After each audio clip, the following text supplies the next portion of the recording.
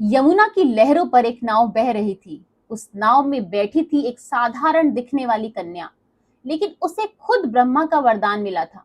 कौन थी ये कन्या? क्यों उसके शरीर से मछली की गंध आती थी? और कैसे बनी वह हस्तिनापुर की महारानी? और कैसे उसके कारण बना महाभारत का इतिहास?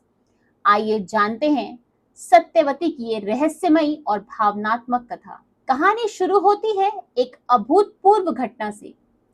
राजा सुधनवा आखेट के लिए बन गए थे और उनकी पत्नी ने उन्हें एक विशेष संदेश एक शिकारी पक्षी के जरिए भेजा कि वह रजस्वला हो चुकी है।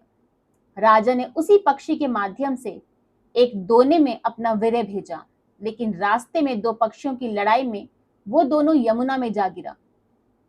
और वहां यमुना की गहराइयों में तैर रही थी एक मछली जो कोई साधारण मछली नहीं थी, बल्कि एक अप्सरा अद्रिका थी, जिसे ब्रह्मा के शाप के कारण मत्स्य भाव मिला था। उस अप्सरा ने वह दोना निगल लिया। उसी से वो गर्भवती हो गई। कुछ समय बाद एक मछुआरे के जाल में फंसी और मछली के पेट से निकले दो बच्चे, एक बालक और एक कन्या। राजा ने बालक को अपना उत्तराधिकारी बनाया, मत्स्यराज, लेकिन कन्या के शरीर से आती थी मछली की तीव्र गंध, इसीलिए उसे मछुआरे को सौंप दिया। उसका नाम रखा गया मत्स्यगंधा। यही कन्या आगे चलकर बनी सत्यवती। वह कन्या नाव चलाकर अपने पिता की सेवा करती थी। एक दिन महान ऋषि पराशर को यमुना पार करनी थी। वे उसी नाव पर सवार हुए। सत्यवती की सुंदरता और तेज पर ऋषि मोहित हो गए। उन्होंने प्रणय की इच्छा प्रकट की। सत्यवती संकोच में पड़ गई। मैं एक निषाद कन्या हूँ और अब भी कुमारी हूँ।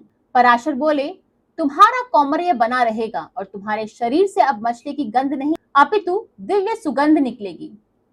उन्होंने योग बल से चारों ओर कोहरा फैला दिया और वही सत्यवती के गर्भ से जन्मा एक दिव्य पुत्र, जो जन्म लेते ही बड़ा हो गया और तप करने चला गया। वही पुत्र आगे चलकर वेद व्यास कहलाया।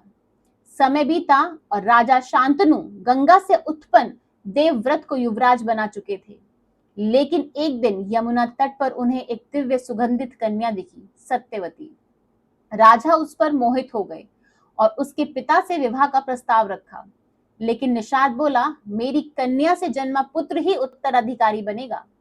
राजा लौट आए, व्याकुल और उदास। देवव्रत ने पिता की दशा देखी और निषाद से कहा, मैं आजीवन ब्रह्मचारी रहूंगा और राज्य पर कभी भी दावा नहीं करूंगा। यही थी भीष्म की प्रतिज्ञा।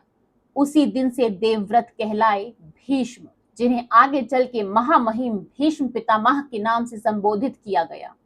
और सत्यवती बनी हस्तिनापुर की महारानी। सत्यवती के दो पुत्र हुए, चित्रांगद और विचित्रवीर।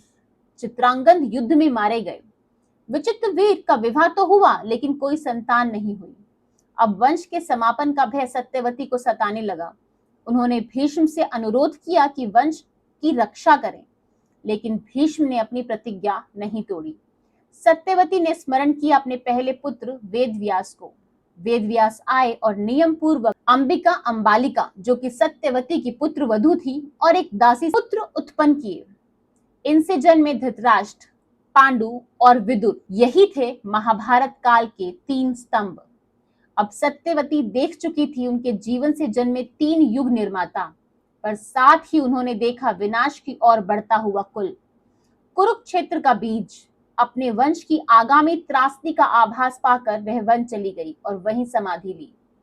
एक मल्लाह की कन्या से लेकर महाभारत के शिल्प की जननी बनने तक सत्यवती की कथा त्याग, रहस्य और नियति की अद्भुत परिभाषा है। कभी सोचा है, अगर सत्यवती ना हो तो शायद वेद व्यास ना होते, महाभारत ना होती।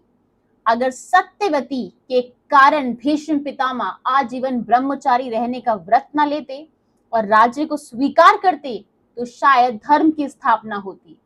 परंतु ऐसा नहीं हुआ। कह सकते हैं कि विधि के विधान को कौन टाल सकता है। और आज की हमारी संस्कृति भी कुछ और ही होती। आपको अच्छी लगी है और आपको इससे कुछ भी शिक्षा मिली है, तो हमारी इस वीडियो को लाइक, शेयर एंड कमेंट जरूर कीजिएगा। और ऐसे ही और वीडियोस के लिए हमारे channel mystery and mind with Chitra को सब्सक्राइब करना मत भूलिएगा। आज की वीडियो देखने के लिए आपका बहुत बहुत धन्यवाद। राधे राधे, जय श्री कृष्णा।